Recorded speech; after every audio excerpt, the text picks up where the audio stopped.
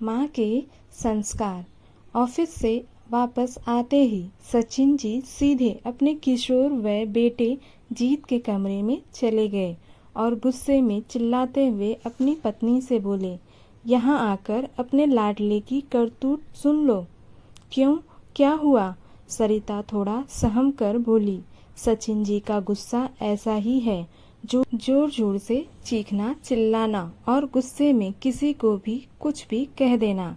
सरिता सोच रही थी कि पता नहीं आज क्या हो गया है कि ये ऑफिस से आते ही फट पड़े।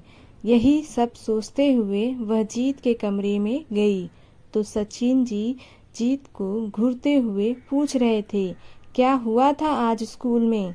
सरिता के चेहरे पर थोड़ी उलझन थी। उसने एक बार जीत को देखा और फिर सचिन जी की ओर पलट कर बोली, क्या हुआ है? क्यों इतने नाराज हो? क्या किया है इसने? अपने लाडले से ही पूछो, क्या किया है इसने?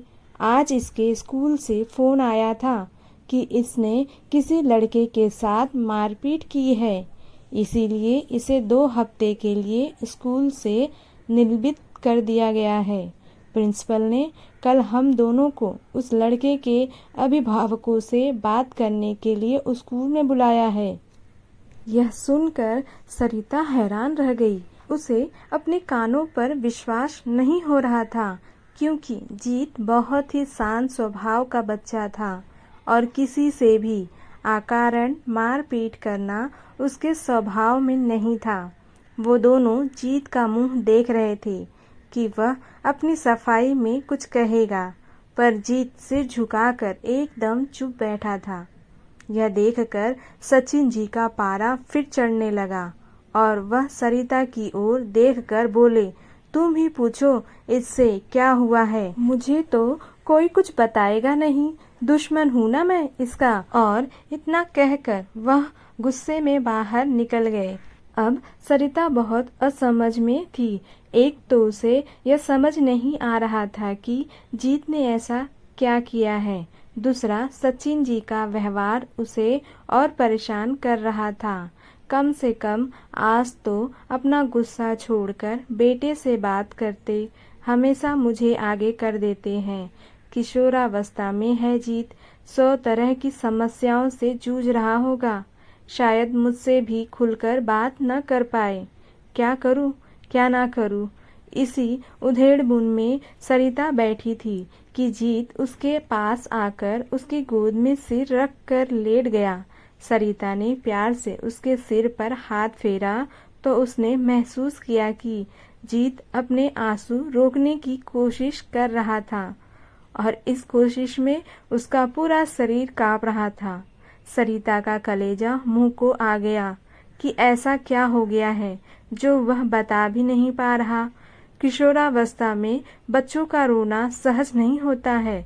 15 साल का बच्चा किसी के सामने रोने में अपनी तौहीन समझता है, क्योंकि यह उम्र ही ऐसी होती है जब उसे लगता है कि अपनी समस्याएं वह खुद सुलझा सकता है। पर सच तो यह है कि इस उम्र में ही उसे सबसे ज्यादा मार्गदर्शन की जरूरत होती है। सरिता बिना कुछ बोले जीत के सिर पर हाथ फेर रही थी और इंतजार कर रही थी कि जब जीत का मन शांत हो जाएगा तो शायद वह कुछ बताएगा। तकरीबन 10 मिनट ऐसे लेटे रहने के बाद जीत शायद कुछ संभल चुका था। उठकर बैठने के बाद उसने सरिता की ओर देखा और बहुत धीमी और दृढ़ आवाज में बोला, माँ, आज जो कुछ भी हुआ है उसके लिए स्कूल से मुझे जो भी सजा मिलेगी मुझे मंजूर है, क्योंकि आपने ही मुझे सिखाया है कि गलत काम होते देखकर चुप रहने वाला भी उतना ही दोषी होता है जितना गलत काम करने वाला। यह कहकर उसने सरिता को बताया कि आज स्कूल में स्पोर्ट पीरियड खत्म होने पर उसकी सहपाठिनी अंकिता कपड़े बदलने गई थी, तो जिग्नेश ने, जो पहले भी अंकिता को परेशान करता था, खिड़की के झरोखे से उसकी वीडियो बनाने की कोशिश की। मैंने और मेरे दोस्तों ने उसे पकड़ लिया और उसका फोन छीनकर वह वीडियो डिलीट कर दी। इसी छीना झपटी में जिग्नेश को थोड़ी चोट लग गई। हमने इस बारे में किसी से शिकायत नहीं की, क्योंकि अंकिता ने हमसे वादा लिया था कि इन सब के बीच उनका नाम ना आए, नहीं तो उसकी बहुत बदनामी होगी और उसे स्पोर्ट्स से अपना नाम वापस लेना पड़ेगा। लड़कियों की गलती निकालना और उसके चरित्र पर उंगली उठाना बहुत आसान होता है, अतः उसकी बात शायद ही कोई सुने। लेकिन जिग्नेश ने हमारी शिकायत कर दी। हम असली घटना के बारे में किसी को कुछ बता नहीं सकते, और वैसे भी वीडियो तो डिलीट हो चुका है। अब हम अगर बताए भी तो हमारी बात सुनेगा कौन? हमारे पास कोई सबूत तो है नहीं। अपनी बात कहकर जीत अपने कमरे में चला गया। सरिता ने नज़र उठाकर देखा तो सचिन जी सारी बातें सुन रहे थे। अब तक उन्हें भी यह बात समझ आ चुकी थी कि जीत और उसके दोस्तों की कोई गलती नहीं थी। उन्होंने सरिता का हाथ अपने हाथों में लिया और बोले, चिंता मत करो, कुछ नहीं होगा जीत को। कल मैं बात करूंगा प्रिंसिपल से। जैसे तैसे रात बीती। अगले दिन प्रिंसिपल के ऑफिस में सारे बच्चे और उनके अभिभावक भी खड़े थे। सरिता यह देखकर हैरान थी कि जिग्नेश के माँ बाप की त्योरियां ऐसे चढ़ी हुई थी मानो जीत और उसके दोस्तों ने पता नहीं कितना बड़ा जुर्म कर दिया हो। उन्हें यह एहसास ही नहीं था कि उनका बेटा कितने गलत रास्ते पर जा रहा है। सबके आ जाने के बाद जब प्रिंसिपल ने बात करनी शुरू की तो सचिन जी ने उनसे इजाज़त लेकर जिग्नेश का फ़ोन मांगा। पहले तो जिग्नेश ने यही झूठ बोल दिया कि वह स्कूल में फ़ोन लेकर नहीं आता, पर उसके बैग की तलाशी में फ़ोन उसके पास निकला। सचिन जी ने फोटो गैलरी में रिसाइकल बिन पर क्लिक किया तो डिलीटेड वीडियो मिल गया। शायद हड़बड़ी में किसी को याद नहीं रहा था कि बिन में डिलीटेड वीडियो मौजूद होगा। सचिन जी ने बिना कुछ कहे वीडियो प्रिंसिपल के सामने कर दिया। इसके बाद कुछ भी कहने सुनने की ज़रूरत नहीं पड़ी। प्रिंसिपल ने जिग्नेश को इस हरकत के लिए स्कूल से निलंबित कर दिया और जीत और उसके दोस्तों की तारीफ की कि उन्होंने अंकिता का नाम किसी के सामने नहीं लिया था।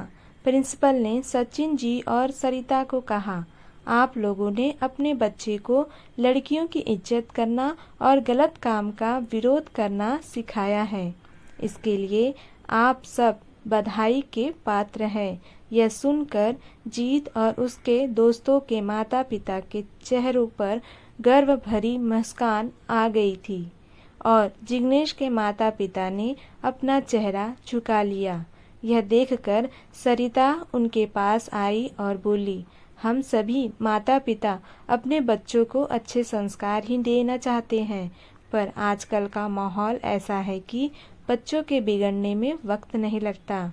इसलिए हमें अपनी गतिविधियों पर ध्यान देना होगा। अपनी बात आगे बढ़ाते हुए उसने कहा, हमारे समाज में यह एक आम सोच है कि अगर हमारा लड़का है तो हमें क्या चिंता, जबकि लड़कों के माता पिता होने के नाते हमारी जिम्मेदारी और भी बढ़ जाती है। हमें उन्हें सिखाना होगा कि लड़की चाहे हमारे परिवार में हो या बाहर, उसकी इज्जत करना हमारी परवरिश को दर्शाता है। हम दोनों बेटों वाली माएँ हैं, अतः हमारी जिम्मेदारी ज़्यादा है। अगर आज हम छोटी उम्र से ही उनको ये सीख देंगे तो शायद आने वाले सालों में कोई निर्भया या कोई प्रियंका फिर बेतुमार नहीं मरेगी। यह सुनकर सभी माता पिता ने सहमति में सिर हिलाया और संकल्प लिया कि वे अपने बच्चों को सही दिशा में मार्गदर्शन देंगे। दोस्तों, गलत परवरिश बच्चों का भविष्य खराब कर देती है। उनके व्यवहार से ये पता चलता है कि उनके माता पिता ने कैसे संस्कार दिए हैं। दोस्तों, आपको ये कहानी कैसी लगी कमेंट बॉक्स में ज़रूर बताएं। चैनल पे न्यू हो तो चैनल को सब्सक्राइब कर लें, जिससे आपको लेटेस्ट अपडेट मिलती रहेंगी। वीडियो देखने के लिए धन्यवाद।